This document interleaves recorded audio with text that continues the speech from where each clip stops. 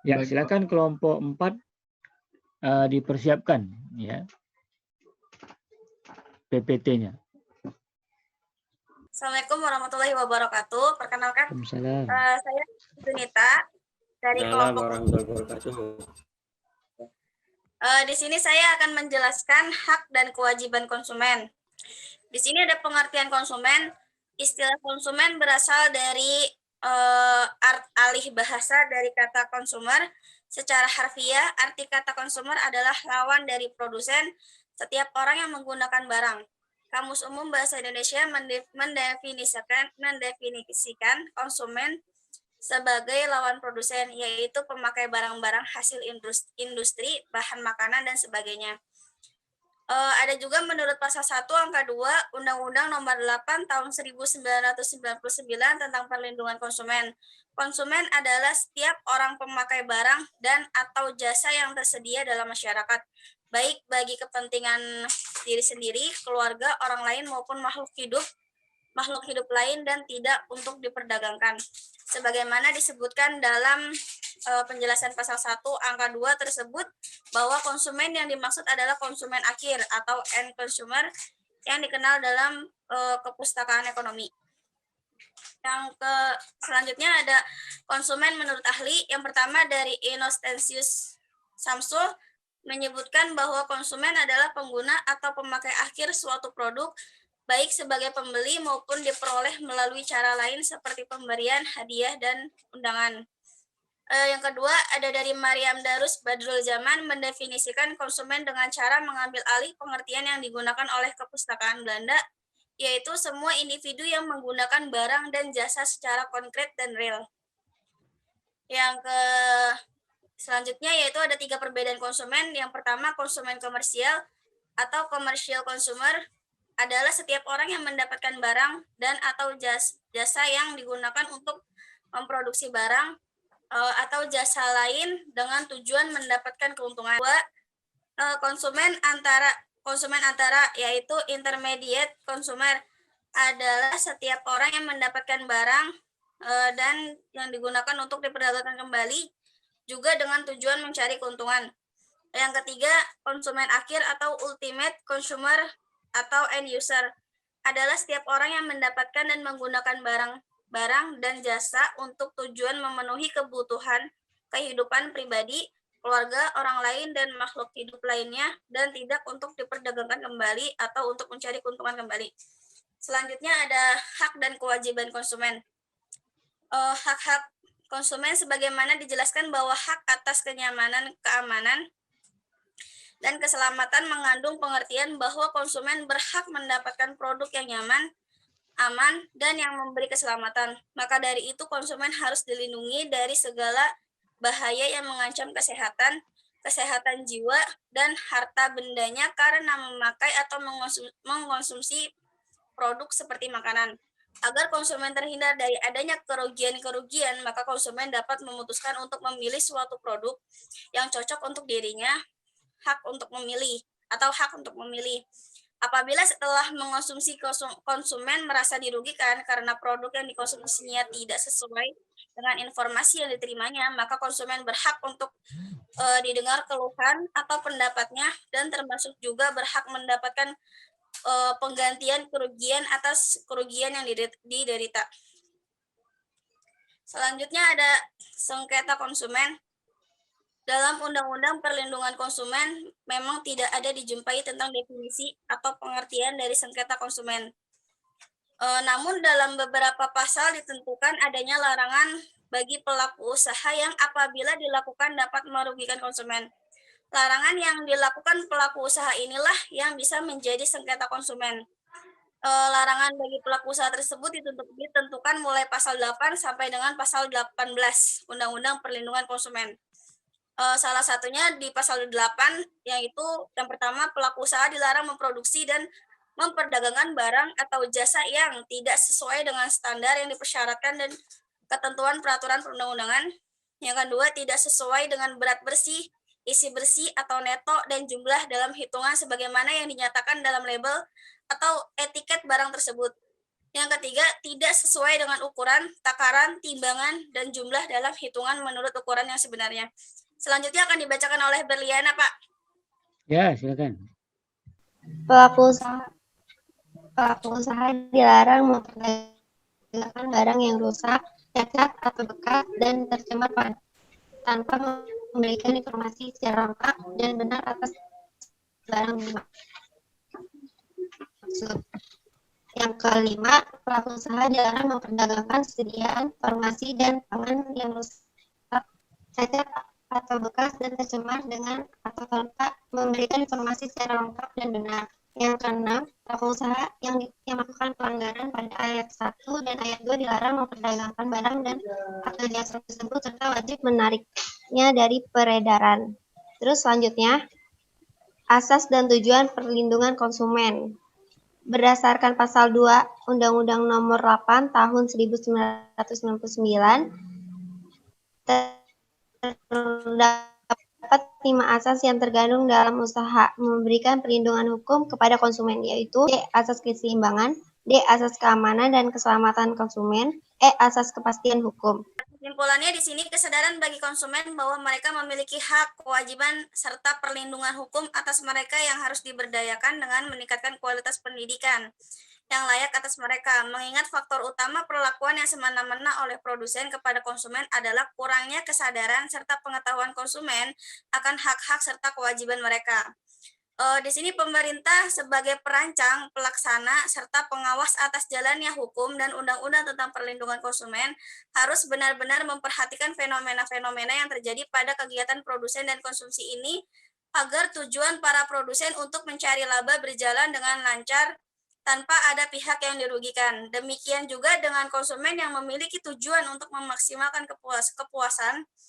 Jangan sampai mereka dirugikan karena kesalahan yang diakibatkan dari proses produksi yang tidak sesuai dengan standar produksi yang sudah tertera dalam undang-undang, dalam hukum dan undang-undang yang telah dibuat oleh pemerintah. Kesadaran produsen akan hak-hak konsumen juga sangat dibutuhkan agar tercipta harmonisasi tujuan antara produsen yang ingin memperoleh laba tanpa membahayakan konsumen yang ingin memiliki kepuasan maksimum. Lanjut sarannya. Saran dari pembuatan makalah ini semoga dapat memberi penjelasan dan dapat meningkatkan para pembaca bahwa kita sebagai konsumen memiliki hak-hak serta kewajiban yang harus dilaksanakan dan juga memiliki perlindungan penuh atas hukum dan undang-undang yang berlaku yang bisa digunakan kapan saja ketika sedang mendapat perlakuan yang tidak sesuai dengan apa-apa yang telah ditetapkan sebagai konsumen. Demikian, Pak. Oh ya, ya. Oke.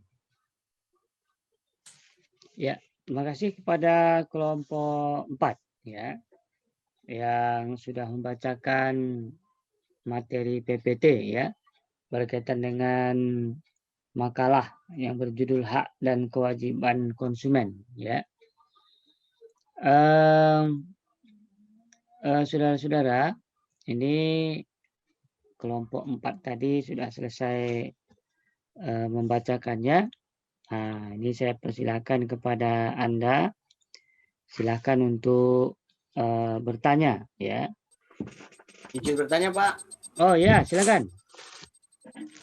Siapa namanya?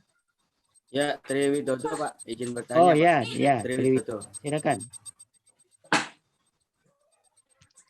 Ya, saya ingin menanyakan, Pak, jika di sebuah toko Ya, ada tertulis nota, Pak, di sebuah toko yang Ya, menjual ya. produk barang, ya, itu biasanya tertulis barang yang sudah dibeli tidak boleh dikembalikan, Pak. Artinya, apakah di sini merampas hak?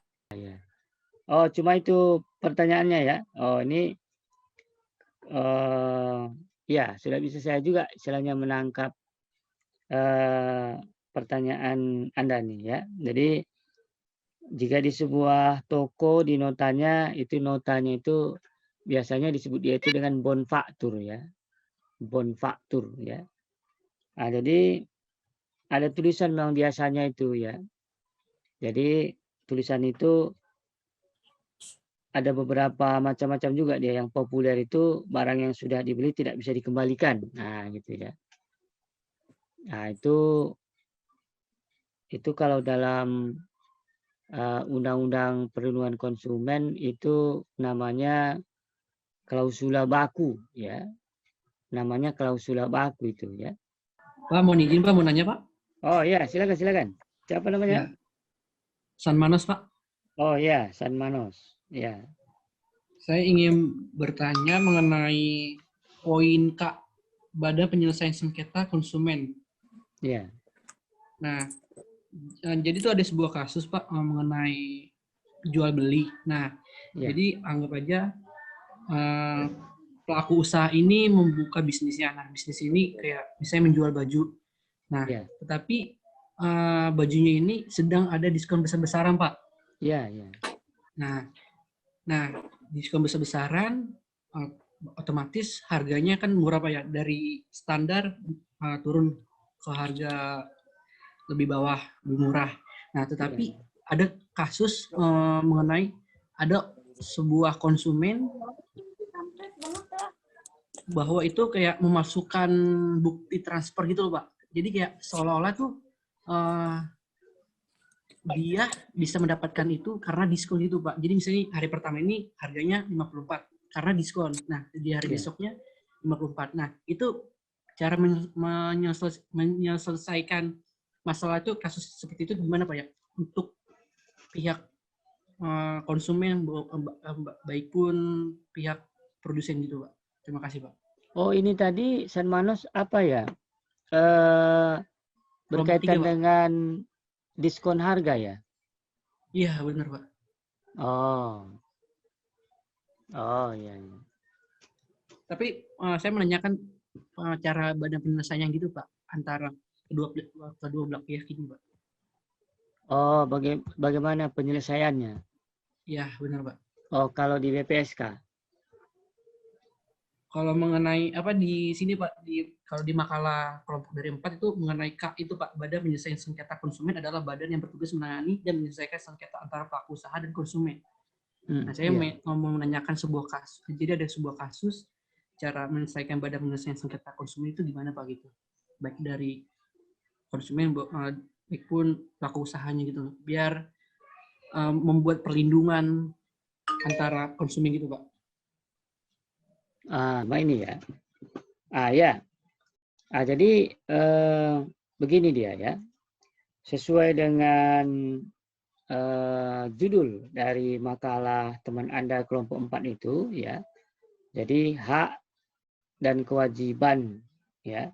Hak dan kewajiban konsumen ya. Hak dan kewajiban konsumen. Walaupun nanti memang ada lagi nanti hak dan kewajiban produsen atau hak dan kewajiban pelaku usaha ya.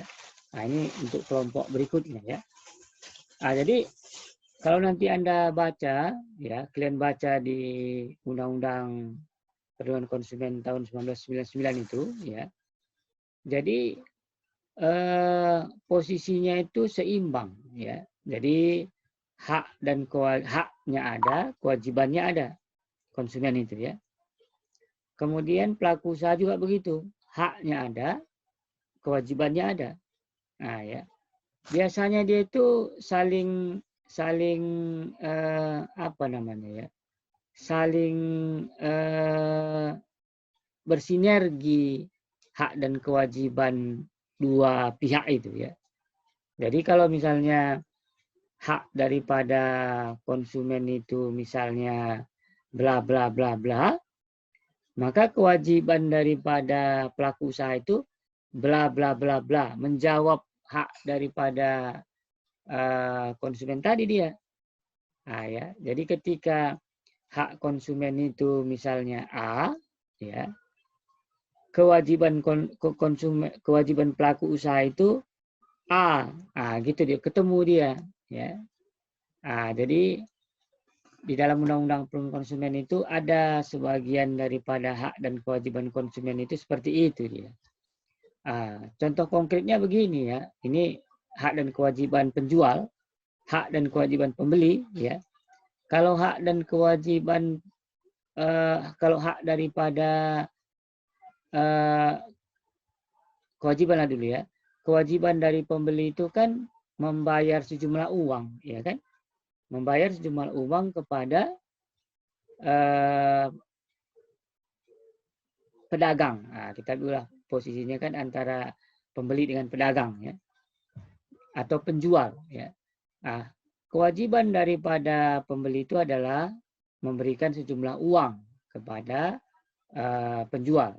Nah, lalu kewajiban daripada hak daripada penjual itu apa? Ya, menerima sejumlah uang. Nah, kan dia itu kan bersinergi dia kan, saling ini dia apa namanya dia, saling mengena dia, ya. Nah, di satu sisi kewajiban pembeli itu menyerahkan sejumlah uang. Nah, di satu sisi ya hak daripada penjual itu menerima sejumlah uang. Nah, gitu maksudnya.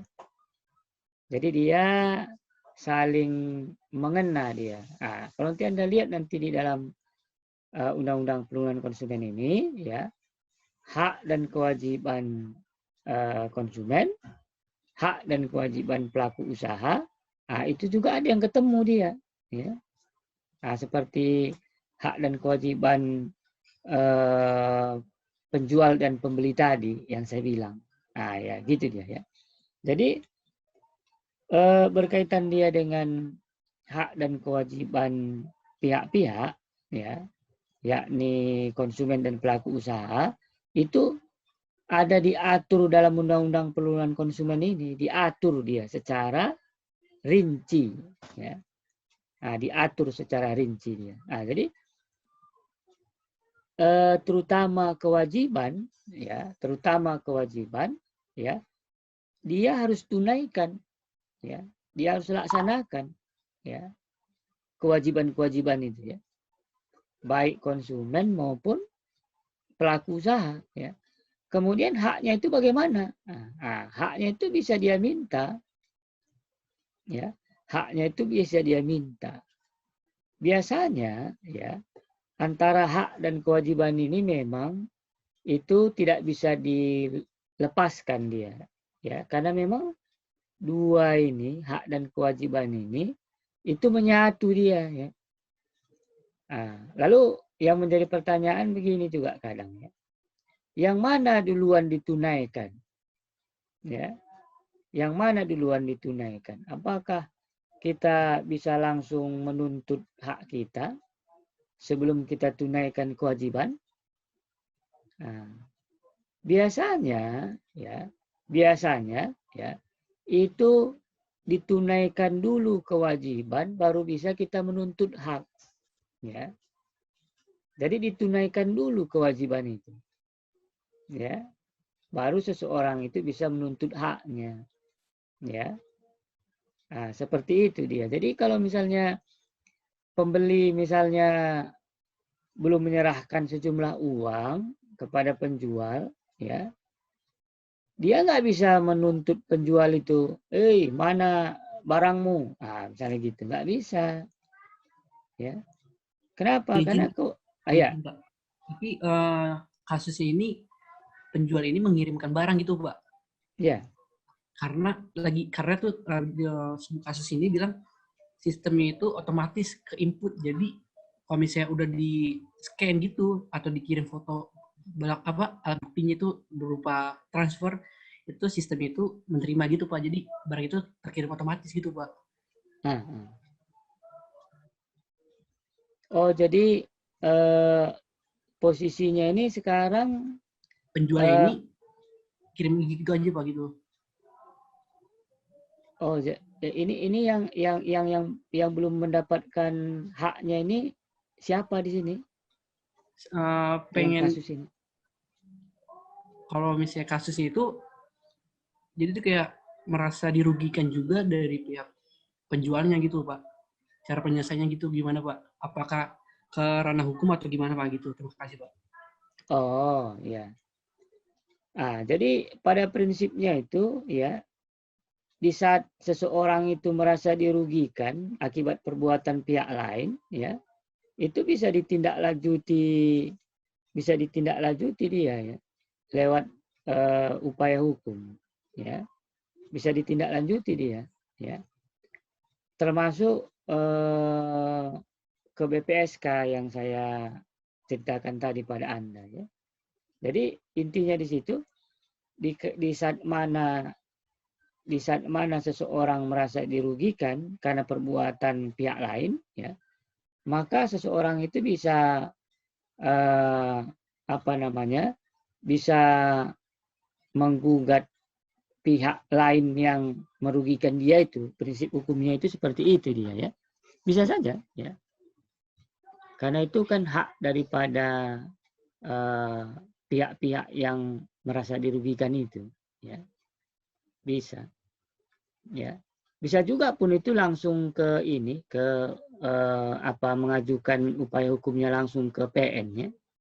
Bisa juga.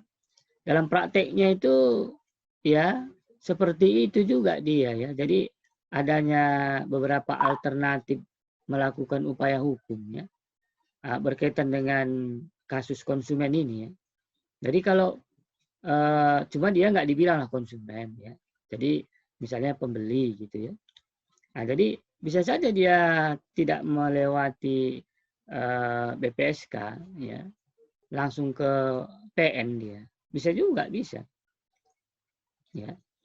Jadi upaya hukum itu bisa dilakukan oleh pihak-pihak lewat jalur manapun boleh gitu ya.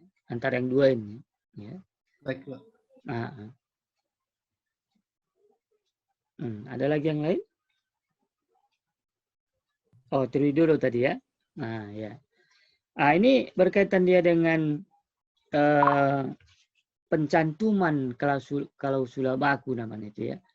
Jadi klausula baku itu bisa dia nanti di bonfaktur ya, atau yang Anda bilang tadi itu di nota ya, atau misalnya di formulir ya. Nah, bisa di tiket ya, tiket pesawat, di tiket kapal laut ya, di tiket bus ya, yang mana di dalamnya itu terdapat kalimat-kalimat perjanjian sepihak ya. Nah, kenapa dia perjanjian sepihak? Karena yang membuatnya itu adalah satu pihak saja ya, yakni pelaku usaha ya. Jadi misalnya kayak nota tadi ya. Nah, itu kan yang membuatnya itu kan pelaku usaha ya, atau pedagang ya. Ya, yang membuatnya itu, yang membuat nota itu, atau yang membuat bonfaktur itu ya. Nah, itu pedagang. Ya, apa dia minta persetujuan dari konsumen atau pembelinya? Tidak, ya. Dia tidak meminta persetujuan, dibikinnya aja ya, dicetaknya aja gitu ya. Ketika misalnya pembeli datang ya, dia tulis di bonfaktur atau nota itu ya, atau tercetak nota itu, langsung dikasihkan kepada pembeli atau konsumen itu. Biasanya itu kalau di nota atau bonfaktur itu ya, itu disebutkan dia di situ ya, barang yang sudah dibeli tidak bisa ditukar ya, atau dikembalikan ya. Nah, itu biasanya kalimatnya seperti itu ya. Nah, dalam Undang-Undang Perlindungan Konsumen ya, ada mengatur mengenai pencantuman klausula baku itu ya. Cuma memang disebutkan yang dilarang itu, yang dilarang pencantuman klausula baku itu ya, yang dilarang ya oleh Undang-Undang Perlindungan Konsumen ini, apabila kalimat klausula bakunya itu melepas tanggung jawab ya, melepas tanggung jawab pelaku usaha itu ya, melepas tanggung jawab ya. Nah, lalu bisa kita analisis dia. Ini misalnya kalimat barang yang sudah dibeli tidak bisa dikembalikan ini ada nggak unsur melepas tanggung jawab di sini oleh pelaku usaha? Ya, melepas tanggung jawab nggak dia? Nah, jadi kalau misalnya kita lihat, kalau dia nggak mau ditukar, ya, nggak mau ditukar, ya, barangnya itu setelah dibeli, misalnya ketika pembeli ini ya sampai rumah misalnya dia baru ngelihat bahwa barang yang dibelinya itu tadi rusak misalnya ya. Rusak ya. Atau dia salah membeli. Ya, salah membeli. Ya, atau lupa membeli. Sebenarnya barang yang mau dibelinya itu misalnya barang yang A, tapi yang dibelinya barang yang B. Karena mirip-mirip dia ya, barang itu ya. Atau mungkin gini, saya kasih contoh pada Anda. Misalnya gini. Ada obat batu ya. Itu dia untuk batuk kering. Nah, ya. Kemudian ada obat batu itu untuk batuk basah. Nah, itu ya. Mungkin istrinya pesan sama suaminya itu nanti beli ya obat batuk ini. Misalnya ya. Obat batuk ini. Cuma dibilang gitu aja. Nah, lalu dibeli oleh suaminya inilah, dibelinya obat batuk kering, ya. Ya, sampai di rumah dibaca-baca istrinya ini. Wah, ini bukan yang ini, saya maksud, katanya. Saya kan batuk basah, maksudnya batuk basah itu batuk yang berdahak maksudnya ya. Nah, dia yang dibelinya itu batuk kering, kan nggak sesuai dengan apa yang diinginkan. Kalau misalnya dia datang lagi ke toko itu mau ganti obat batuk yang dibeli itu gimana? Kalau misalnya toko ini nggak mau ditukar gimana? Karena kan dalam bon faktur atau nota itu kan nggak bisa ditukar kan? Nggak bisa ditukar. Kalau misalnya dia bilang nggak, maaf Bu atau maaf Pak, barang nggak bisa ditukar. Kalau misalnya kita komplain misalnya, wah masa nggak bisa ditukar? Ini yang saya beli ini salah.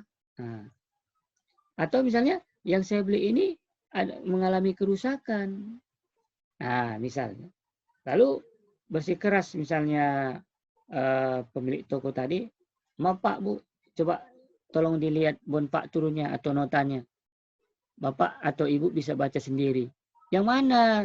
Itu yang di bawah. Tulisannya agak kecil. Biasanya memang tulisannya agak kecil itu ya. Maksudnya yang mana? Yang ini, barang yang sudah dibeli tidak bisa dikembalikan atau ditukar? Iya. Mohon maaf ya Bu, Pak. Bisa nggak bersikeras pembeli itu? Ya. Bisa nggak itu dilakukan upaya hukum kalau dia memang nggak bisa dikembalikan? Bisa nggak ini Anda Anda datang ke BPSK dengan kasus yang beginian, ya. Nanti kita lihat ini ada nggak unsur melepas tanggung jawab, ya, melepas tanggung jawab. Jadi memang kalau yang ini dia berkaitan dengan ini ya, ini tergantung dari mana kita memandangnya juga itu ya. Tapi memang sebagai seorang hakim ya, itu dia harus bisa bertindak adil juga memang ya, bertindak adil ya. Jadi jangan di satu sisi dia berupaya untuk mengangkat hak dari pihak ini, di satu sisi ya pihak yang lain haknya itu diredam, nggak bisa juga ya. Contohnya misalnya dalam kasus ini, misalnya gini contoh, ya cerita berani ya. Jadi kalau barang itu tidak bisa ditukar atau dikembalikan, ya itu adalah terbelakangnya itu kenapa pelaku usaha itu bikin begitu, ya. Karena dimungkinkan pembeli atau konsumen itu punya niat baik dia untuk mengembalikan barang itu, ya, punya niat yang tidak baik, ya. Gimana tidak baiknya? Barang itu dibelinya bagus. Kemudian pas di tangan dia barang itu rusak. Rusak dia. Ya kalau dikembalikan nanti kan rugi pelaku usaha itu atau pedagang itu kan. Kan rugi dia. Walaupun mungkin kan begini juga itu kalau dalam itu ya. dalam konsep jual beli ya, itu kan pembeli itu kan harus berhati-hati juga dia kan, ketika mengambil barang, ketika menerima barang. Jadi kan dilihat dulu barangnya. Itu namanya unsur kehati-hatian pembeli, ya. Nah, jadi kalau misalnya dia nggak hati-hati, ya salah siapa gitu, ya. Kalau dia nggak hati-hati, nah itu salah siapa? Nah itu satu, ya. Selain memang adanya niat-niat yang tidak baik yang bisa terjadi dari pembeli tadi, ya. Jadi barang rusak yang ada di rumahnya ditukarnya pada penjual tadi, ya. Misalnya ada di rumahnya itu barang daluarsa, ya, atau barang rusak, dia pura-pura, ya, pura-pura membeli barang yang sama itu, ya, ke toko si A, misalnya. Ketika udah dibawanya barang yang dibelinya tadi bagus, ya, ditukarkannya dengan barang yang rusak tadi atau barang yang daluarsa tadi kepada toko tadi gitu. Yang bagus ditaruh di rumah, yang sudah rusak daluarsa tadi dibawanya, pura-pura dia nukar barang. Nah, itu bisa juga terjadi begitu, ya. Kalau tidak ada klausula yang seperti begini, ya. Nah, itu dia latar belakangnya begitu dia, ya. Kenapa nggak bisa ditukar, ya? Bukan artinya itu misalnya penjual itu nggak mau repot, ya memang ya tambah repot juga memang dia, ya. Tapi intinya itu bukan karena dia takut jadi repot, enggak, ya. Tapi adanya niat-niat yang tidak baik dari pembeli itu yang perlu diantisipasi gitu, ya. Nah, begitu dia. Jadi kan nggak bisa kita melihat dari satu sisi, ya. Ya mungkin di satu sisi pembeli tadi nggak hati-hati, nggak betul-betul memperhatikan barang yang dibelinya, ya. Bawa aja gitu, ya. Nah, lalu itu salah siapa? Nah, gitu. Jadi harus kita di tengah, ya. Berada pada posisi di tengah kita itu, ya. Apalagi hakim, ya. Nah, jadi memang agak jelimet juga dia. Agak jelimet dia. Nah, memandang itu ini melepas tanggung jawab enggak? Ya, melepas tanggung jawab enggak dia? Ya. Kalau soal yang begini, ya. Kemudian ada lagi misalnya begini lagi tuh dalam klausula baku itu, ya. Begini dibikinnya. Apabila barang tidak diambil, nah ya, apabila barang tidak diambil lebih dari 1 bulan, tidak merupakan tanggung jawab kami. Ya. Nah, misalnya itu Anda datang ke laundry misalnya, ya, ke laundry, ya, itu kan nggak langsung selesai di tempat dia. Nanti dia bilang, Bapak ambil besok ya, atau Bapak ambil 2 hari lagi ya, kan gitu kan? Nah, lalu Anda nggak ambil 1 bulan, 2 bulan gitu. Nah, ya, kan ada orang begitu kan? Tak diambil 2 bulan, 3 bulan. Nah, lalu pelaku usaha itu bikin klausula baku yang seperti tadi, ya.